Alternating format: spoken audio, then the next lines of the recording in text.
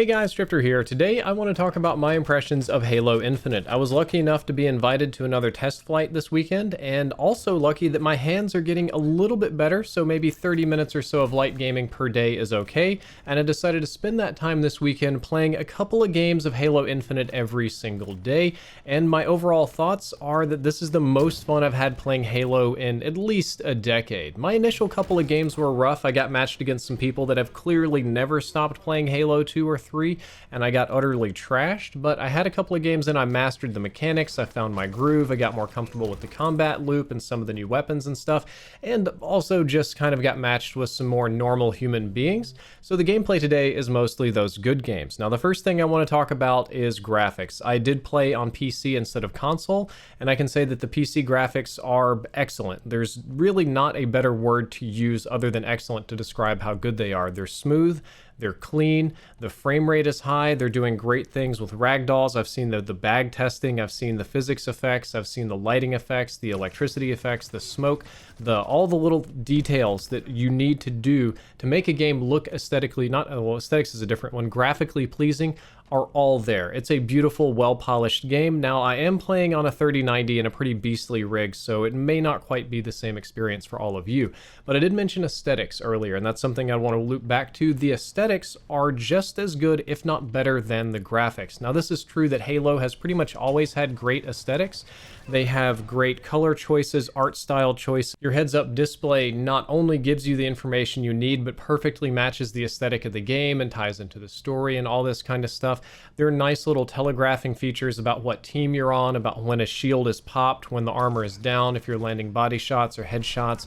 There's just a ton of different things going on in the game that telegraph information very plainly and very cleanly, that are easy to see, and I really appreciate that. And I think the thing I like most about the graphics is that they are very clean and gameplay focused. There's not unnecessary smoke coming out of the gun, there's not crazy loud things happening, insane lens flares, or hey look, we can do RTX on this giant glass wall for no particular reason and bog down your system.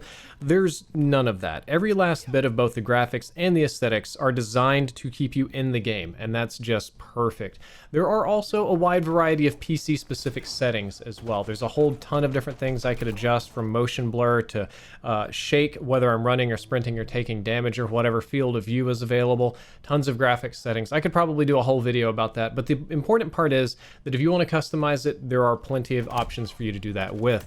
Now, this is a PC-specific review, but I do want to mention that it is going to be on Xbox Series X. There are people, I think, already playing on that, perhaps, and crossplay is a good thing. My understanding is that Halo Infinite is going to be crossplay-specific, and I think from the gameplay I've seen, it looks just as good on the Series X as it does on my PC, so console guys should be very happy with it. And in terms of fairness, Halo is, in my opinion, built around aim assist. It is first a console game, and second a PC game, and a lot of the guns, especially the spray weapons like the assault rifle and some of the SMGs and things like the battle rifle, are designed to be pretty generous with aim assist and tracking for controller players, especially in close quarters combat if you have a little bit higher sensitivity. But when you are on PC, you don't have any of that, so some of these weapons play a little bit goofier, they feel a little bit less accurate. You'll miss a few shots as people jump around, whereas they probably won't miss you because they have aim assist.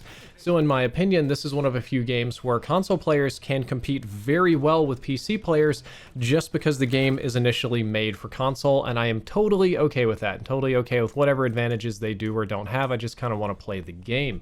Onto the gameplay, let's talk about the gameplay loop. It is classic Halo, as close to classic Halo as I have felt in a very long time. So my experience with Halo is that I've, of course, played the devil out of the first one, played Halo 2 online, played Halo 3 online, played Halo Reach online, played Halo 4 online a little bit too. I did machinima works in these games, so I have a very good idea of how Halo should feel. And Halo Infinite is that. It feels kind of Halo 3-like, but with some elements of modern shooters and little elements of other Halo games like Reach and Halo 4 and 5 kind of tacked on along the way. So it feels like a more modern Halo 3, you know, with modern sprinting and climbing and some abilities and things like that. All of the fundamental gameplay mechanics are just great. The shield system works just as good now as it did 20 years ago. The way the shields pop to telegraph that they're down is perfect, just like they do in Warzone, though I know Halo did it first. You have a nice visual heads up if somebody's weak, you know if you're hitting body versus meat. The combat times are all classic Halo. They're kind of slower time to kill, long engagement, trading fights, that kind of stuff. Multi-shotting, or like having 2 or 3 people spray a person down, is by far the most effective thing. And that's really, really good. It feels good. I also like the way that they kind of have it set up. You usually spawn near a weapon, not a power weapon, but a smaller one. You can take it if you want to.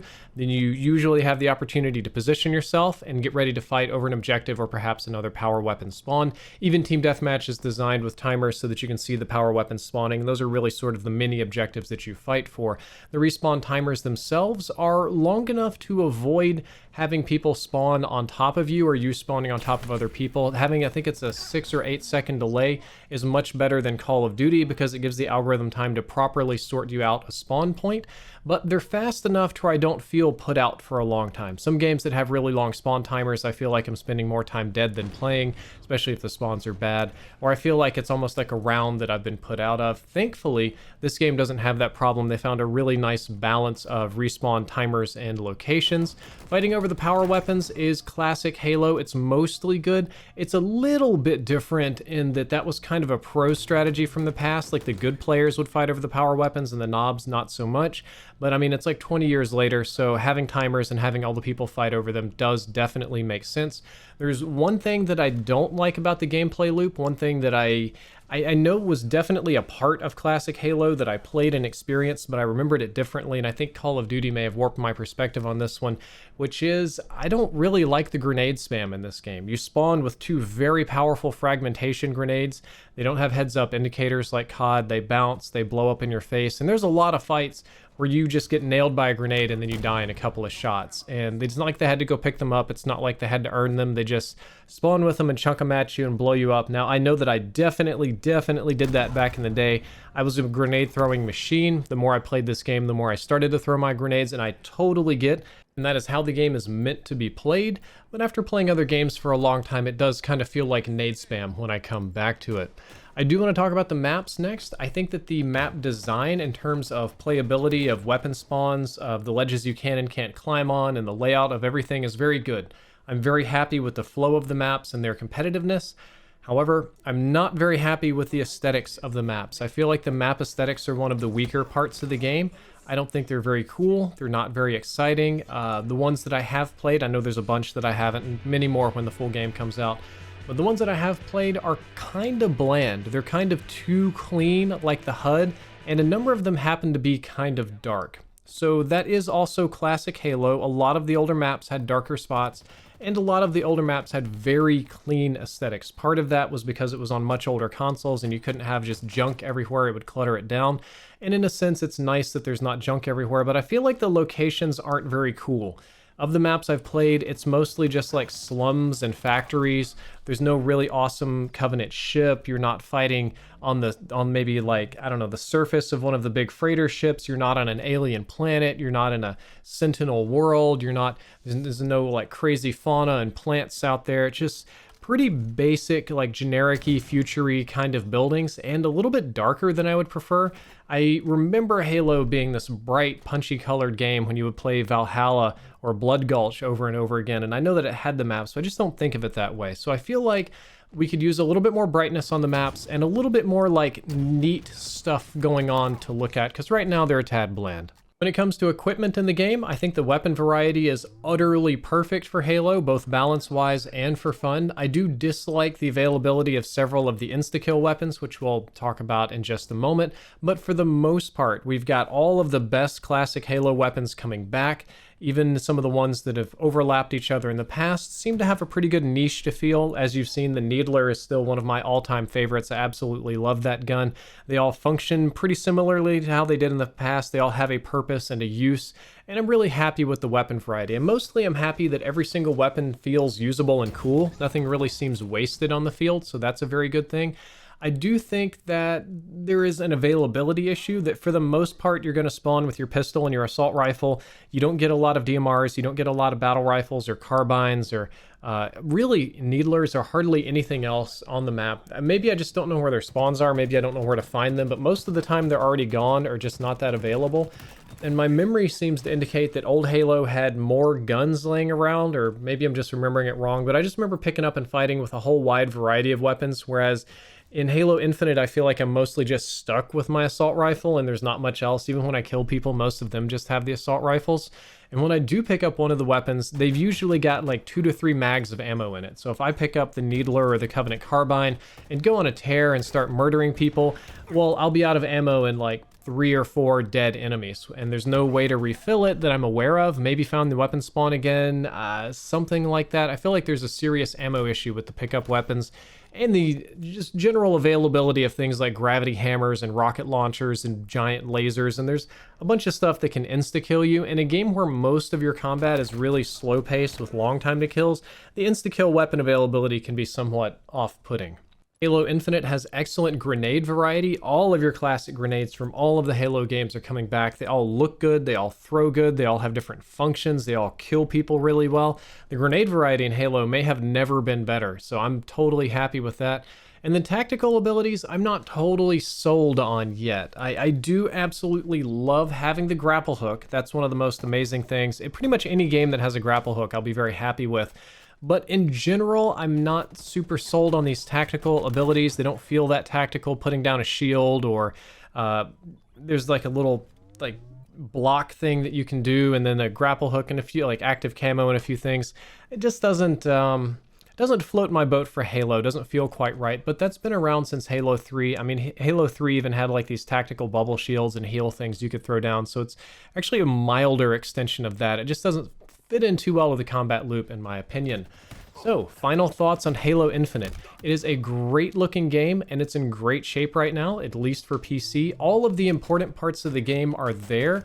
They're very solid, and they only require a modicum of polish and probably a stability improvement. Even though my stability was fantastic, I know it's like an alpha, so we might need some more. I think I personally could use a little bit more time to get used to the combat loop of this game after playing CoD for years and years. I'm a little bit confused by the slower paced nature of it, by the kill trading and some of the grenading and stuff like that, but it is classic Halo. My brain does understand it. I just need a little bit more experience to get used to it, and as my hands get better, I should be able to play more. I think the maps could definitely use some improvement in terms of aesthetics and looks, though the design is fantastic. Maybe a little less insta-kill stuff, and my final opinion is that I probably won't buy Halo Infinite for the campaign aspect of it, but I will definitely play the free-to-play multiplayer, since, I mean, I can just download that and hop right in. I might even spend a little bit on microtransactions or a battle pass or something to support the developers, because that's really easy to do. It doesn't cost very much. So I'm totally on board with the free-to-play multiplayer aspect of this game, and there's a rumor that it's also going to have a 300-player Battle Royale mode. That is completely a rumor at the moment, but it sounds utterly amazing. It just sounds super fun, and I 100% completely and totally hope that that rumor is true, because Halo, more than almost any other game that I can think of besides Battlefield, is just perfectly positioned to support a Battle Royale. They've had all the Battle Royale elements in place for years. It's just time for them to make use of it. So overall, I was very happy with Halo Infinite. Guys, that's all for this video. I hope that you enjoyed it. I hope that you learned something useful. If you did, don't forget to like, favorite, and subscribe. Drifter out.